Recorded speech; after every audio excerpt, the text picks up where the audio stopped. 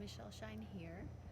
I wanted to share a little bit about this ascension that we're going through and some of the important features of, how to keep your focus on the new earth, on things that you want to create, and how you want to live if you could have any reality you wanted to live in.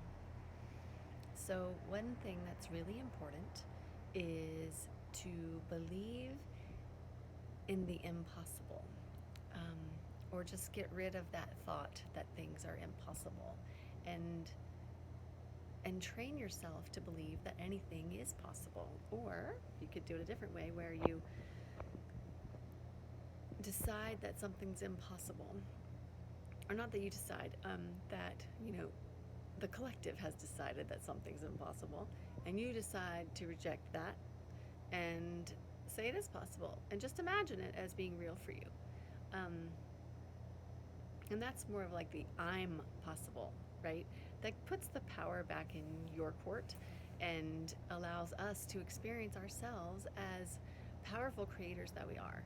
So it's a perspective shift. It's also fun, and you can go in your inner garden and play like you already have that, and that is true for you. So it's like you're kind of blurring reality in a way. Like you're not completely subscribed to the collective perspective that something's impossible. Now you have a slightly different perspective, like, it could be possible.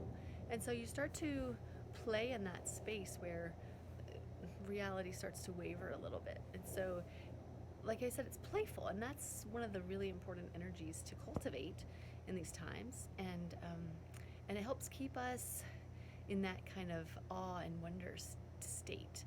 And so, like for me, I have one that I like to believe, and call me crazy, but I have this dream of having wings, and so I go in my inner garden and I just imagine that I just unfurl my wings and I pretend like I can feel them, and they're big and they're beautiful. And so, people will say, oh, it's impossible, humans don't have wings, whatever.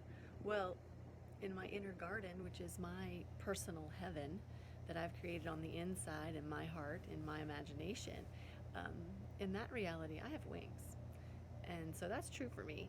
And so that's just one way that I play. And so I just wanted to encourage you to also think of something that people say is impossible and you can't do that or whatever, and just play in that realm, and go in your inner garden and imagine yourself as having wings, or whatever it is for you, that you win the marathon or whatever. Just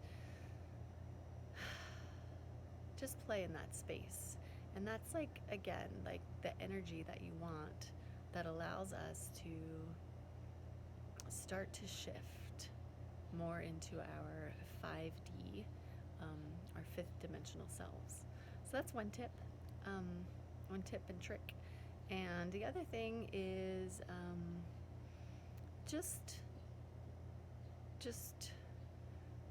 try not to focus too much on the possible negative realities. Like, really try to focus on the things that you want and not the things that you don't want. So, going in your inner garden, or just sitting and breathing for a little while, and breathing in peace into your body, just inhaling peace and holding it in your body and feeling it, and then just exhaling, and accept the peace and feel the peace,